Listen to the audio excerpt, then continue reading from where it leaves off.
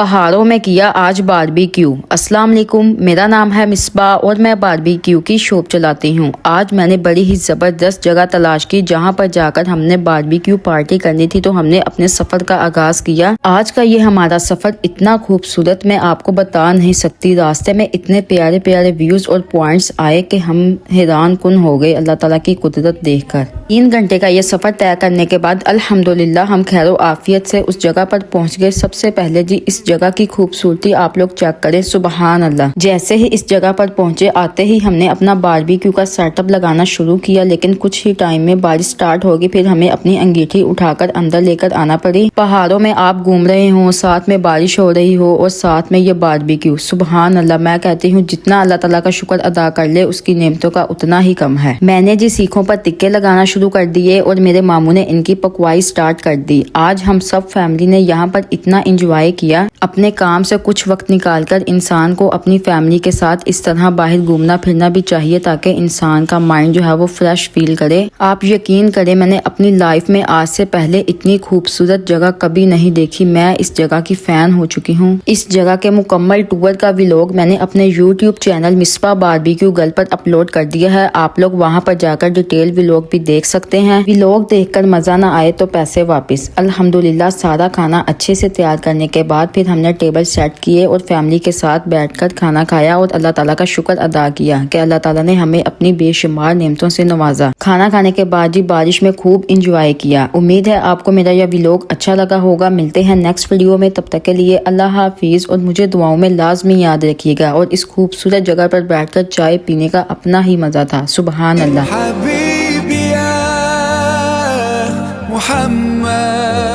أتيت بالسلام والهدى محمد حبيبي يا